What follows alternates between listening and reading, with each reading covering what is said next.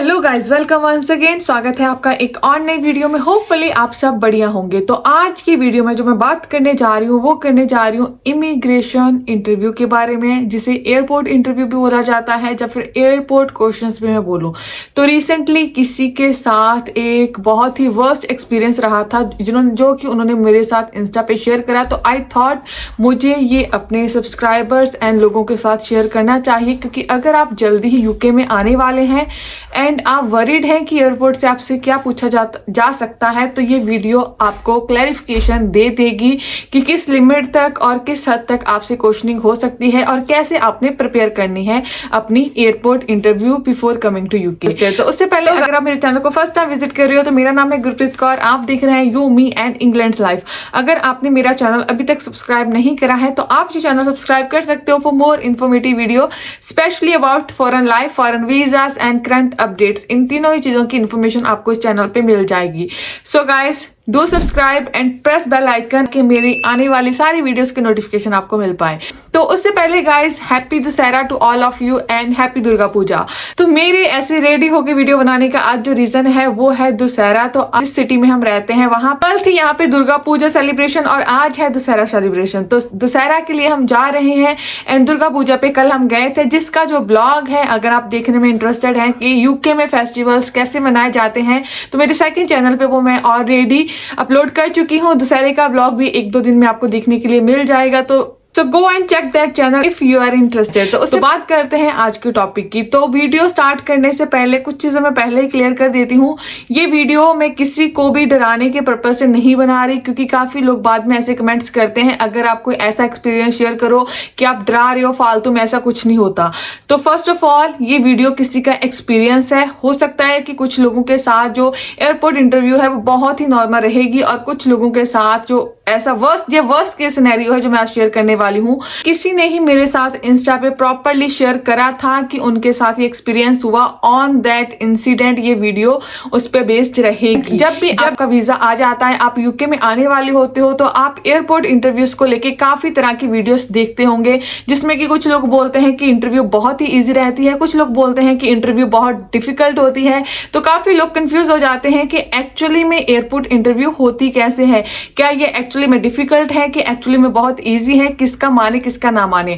तो गाइस, मैंने पिछली भी कुछ वीडियोस में इस चीज के बारे में बोला था कि एयरपोर्ट इंटरव्यू, वैसे तो इसको इंटरव्यू कहना गलत है, एक तरह से हल्की सी आपकी इंट्रोडक्शन, हल्के से क्वेश्चंस होते हैं, कुछ चीजें आपके बारे में पूछी जाती हैं। नॉर्मली ये बहुत ईजी रहती है, आपसे कुछ ही क्वेश्चन पूछेंगे। कुछ लोग तो ऐसे होते हैं जिनसे 1 या 2 क्वेश्चन पुट करा जाता है, पर कुछ लोग ऐसे भी हो सकते हैं जिनसे बहुत ज्यादा क्वेश्चनिंग हो सकती है। अब इसका रीजन क्या रहता है?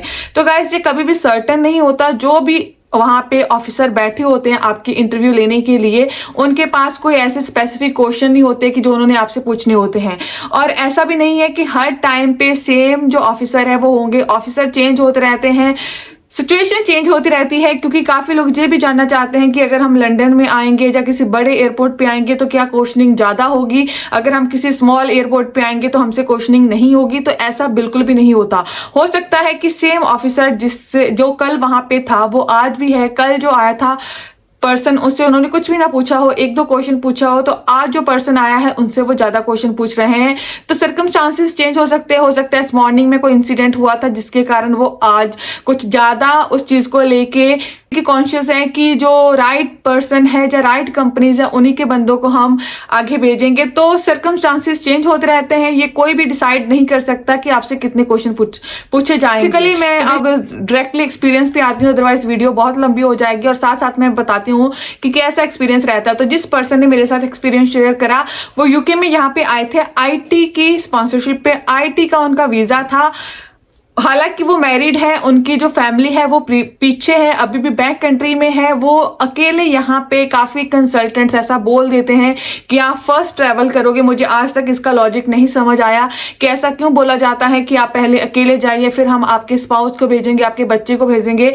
एज पर रूल ऐसा कोई भी रूल नहीं है कि अगर आप सिंगल वीजा अप्लाई करोगे तो आपकी वीजा एप्लीकेशन सक्सेसफुल होगी। अगर आप सिंगल फर्स्ट ट्रैवल करोगे तो आपसे कुछ पूछा नहीं जाएगा। अगर आप फैमिली के साथ आओगे तो ज्यादा पूछा पूछा जाएगा, ऐसा कोई भी रूल नहीं होता। आप एक साथ ट्रैवल कर सकते हैं, आप एक साथ वीजा अप्लाई कर सकते हैं, इससे आपकी एप्लीकेशन पे कोई भी फर्क नहीं पड़ता। अगर आपकी वीजा कैटेगरी में ये अलाउड है अपने डिपेंडेंट लाना, तो आप साथ में स्पाउस ला सकते हो। अगर आप वीजा अप्लाई करने को लेके सोचते हो कि हम बाद में अप्लाई करेंगे, तो इससे भी कोई फर्क नहीं पड़ता, क्योंकि एनीवे आप अपने कॉस्ट में ये पहले ही मेंशन करते हो कि आपकी फैमिली है जो कि लेटर ऑन आपके इस वीजा कैटेगरी पे वीजा अप्लाई कर सकती है।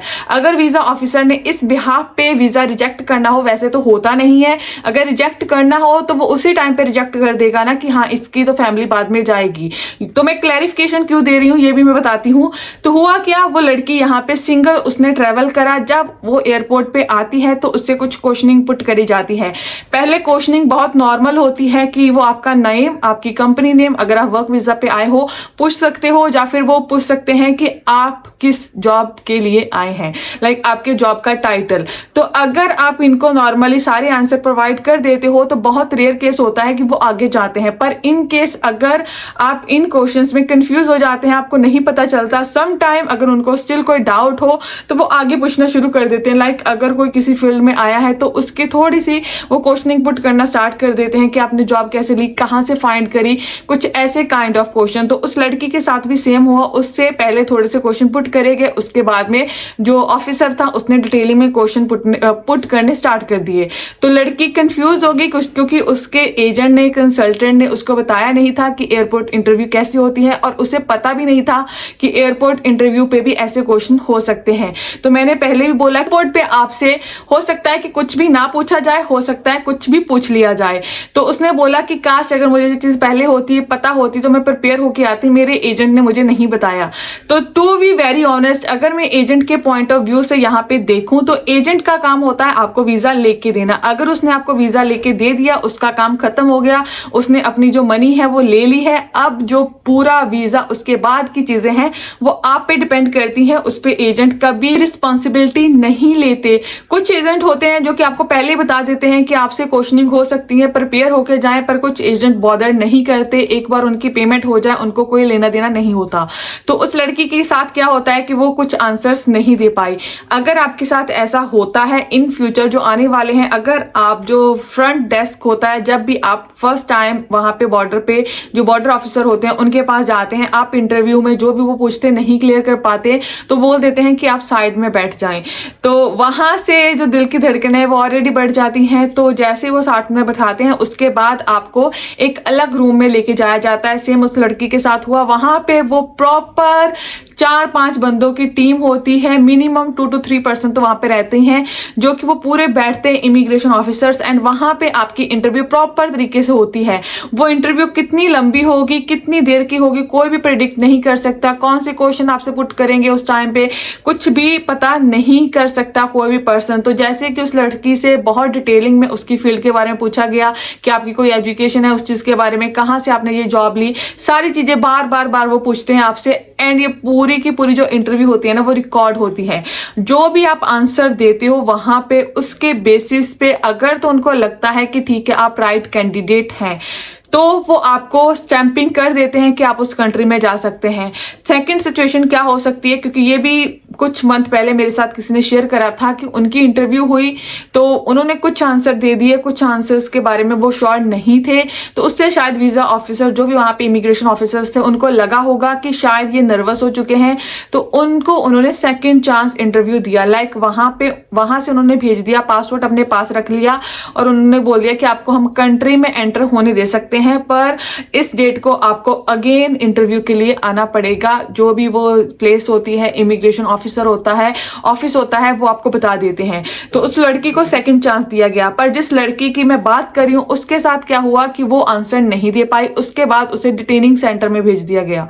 तो अगर आपकी जो इंटरव्यू है, एयरपोर्ट इंटरव्यू है, वो फेल हो जाती है तो डायरेक्टली आपको डिपोर्ट नहीं करा जाता। बहुत ही रेयर केस होता है कि डायरेक्टली वहीं से आपको डिपोर्ट कर दिया जाए।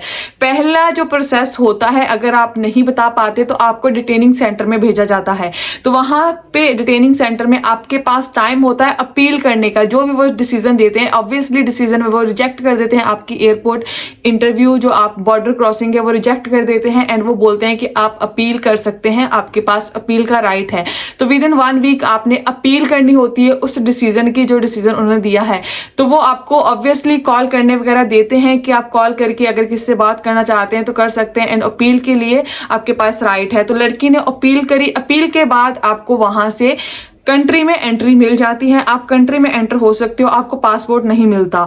तो अपील में बेसिकली कोर्ट केस होता है, आप कोर्ट में अपना केस लगाते हो कि इस बेसिस पे मुझे यहाँ पे डिटेन करा गया था एंड अब मुझे एंट्री नहीं दी जा रही, वटएवर, तो मुझे एंट्री चाहिए और मैं एक जेन्युइन कैंडिडेट हूं।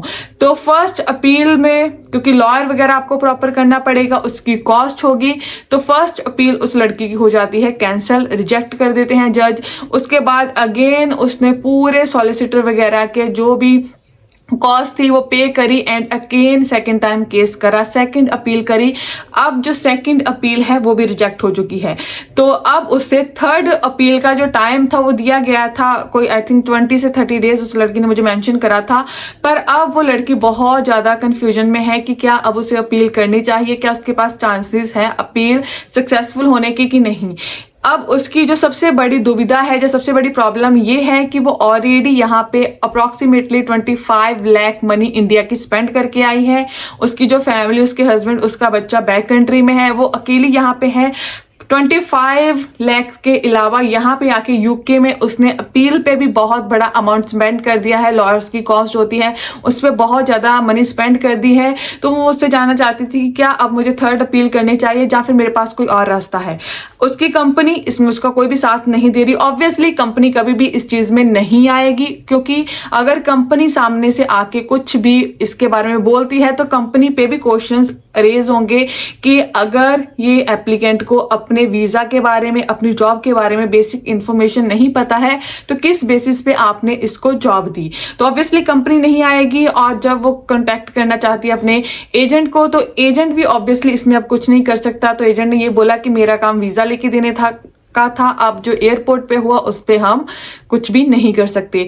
एक तरह से लॉजिकली देखा जाए एजेंट के पॉइंट ऑफ व्यू से ये बात सही भी है, पर उस लड़की के लिए ये ऑब्वियसली बहुत ही गलत बात है, क्योंकि उसने इतनी मनी दे दी है, अब ना वो बैक जाने का सोच रही है ना यहाँ रहने का। तो बहुत जॉब वो यहाँ पे कर नहीं सकती, उसके पास राइट टू वर्क नहीं है। तो जो भी अब उसको सजेशन दे रहे हैं वो ये दे रहे हैं कि जा तो आप यहाँ पे इलीगल हो जाइए, इलीगल रहिए जब तक रहना चाहते हैं। अगर आप वर्क करना चाहते हैं तो इलीगली करिए, अदरवाइज ओनली जो आपके पास ऑप्शन है वो कंट्री लीव करने की है। तो एज पर यूकेवीआई उन्होंने एक चांस दिया था कि जा तो आप इस डिसीजन पे अपील कर लो या फिर आप ये कंट्री लीव कर दो। तो ये मैं एक्सपीरियंस क्यों शेयर कर रही हूँ, क्योंकि काफी लोग यहाँ पे आते हैं और उनको नहीं पता होता कि इंटरव्यू में क्या ही हो जाएगा। लोग सोचते हैं कि एयरपोर्ट इंटरव्यू है, ये तो हम निकाल ही लेंगे। To be very honest guys, अगर आप अपनी फील्ड में एक्चुअली में आए हैं, लाइक अगर आपने स्टडी वीजा अप्लाई करा है, आपने स्टडी की इंटरव्यू प्रिपेयर करी थी, तो ये आपके लिए कुछ भी डिफिकल्ट नहीं रहने वाला, बहुत ही इजी रहेगी इंटरव्यू। ऐसे करके आप क्लियर कर लोगे। अगर आपने एक्चुअली में वर्क वीजा अप्लाई करा है, लाइक उसकी इंटरव्यू दी है एक्चुअली में कंपनीज को, या फिर एक्चुअली में एम्बेसी वगैरह की इंटरव्यू प्रिपेयर करी है, तो आपके लिए एयरपोर्ट इंटरव्यू बहुत ही ईजी रहने वाली है। अगर आप इस प्रोसेस से नहीं निकले हैं, ना ही आपने इंटरव्यू को भी प्रिपेयर करी है अपनी कंपनी के लिए, ना ही आपने इंटरव्यू प्रिपेयर करी है एम्बेसी के लिए, और डायरेक्टली आपका वर्क वीजा आ गया, तो उस केस में आपके लिए एयरपोर्ट इंटरव्यू बहुत ही इंपॉर्टेंट रहने वाली है। हो सकता है कि आपका लक इतना अच्छा हो कि आपको कुछ भी ना पूछा जाए, आपको 1-2 क्वेश्चन पूछ के डायरेक्टली ऐसे बोल दे कि आप जा सकते हैं, आपको स्टैंप मिल जाए। पर हो सकता है कि आपसे इतने ज्यादा क्वेश्चन पुट कर लिए जाएं कि आप कंफ्यूज हो जाएं। तो जब भी आप यूके में आने का प्लान करते हैं ना, तो एयरपोर्ट इंटरव्यू को एक इंपॉर्टेंट फैक्टर मान के चलिए। अगर आपने एक्चुअली में इस वीजा प्रोसेस में आपकी जो पार्टिसिपेशन है वो 0 है, जब बहुत ही कम है, हर चीज आपके एजेंट ने करी है, तो A to Z जो भी हो सकता है, आपकी कंपनी की इंफॉर्मेशन, आपकी कंपनी की लोकेशन, आपकी जॉब की डिस्क्रिप्शन, आपकी जॉब प्रोफाइल, आपकी जॉब का एक्सपीरियंस, आपका प्रीवियस एक्सपीरियंस, जिस भी तरह की इंफॉर्मेशन हो सकती है, ज्यादा से ज्यादा अपनी जॉब के बारे में, अपनी वीजा कैटेगरी के बारे में, एंड कहाँ पे आप रहने वाले हो, इन इन सारी चीज़ों को गैदर करने के बाद ही फ्लाई करें, क्योंकि अगर आप विदाउट एनी इंफॉर्मेशन आते हैं एंड यहाँ पे आके कुछ सिचुएशन, वर्स्ट केस सिचुएशन मैं ऑलरेडी मेंशन कर सकती हूँ, ये आपके साथ हो सकती है। तो अगेन डिमोटिवेट करने के लिए ये वीडियो नहीं थी, पर ये एक्सपीरियंस शेयर करना बहुत ही इंपॉर्टेंट था, क्योंकि कुछ लोग, जैसे उस लड़की ने बोला कि काश मुझे पता होता, तो मैं चाहती हूँ कि आने वाले टाइम में फ्यूचर में किसी के साथ ये सिचुएशन ना हो, तो मैंने ये एक्सपीरियंस शेयर करना इंपॉर्टेंट समझा हो। इसके अलावा आप मुझे फॉलो कर सकते हो ऑन इंस्टाग्राम, फेसबुक का ग्रुप भी ज्वाइन कर सकते हो, पेज भी लाइक कर सकते हो। ऑफकोर्स सेकंड ब्लॉगिंग चैनल भी आप मेरा सब्सक्राइब कर सकते हो, जिसपे मैं यहाँ पे डेली लाइफ पे बेस पे ऑफकोर्स इन्फॉर्मेशन जो ब्लॉग्स है वो शेयर करती रहती हूँ। उसके अलावा मिलते हैं नेक्स्ट वीडियो में। Till then keep subscribing, keep supporting, bye bye.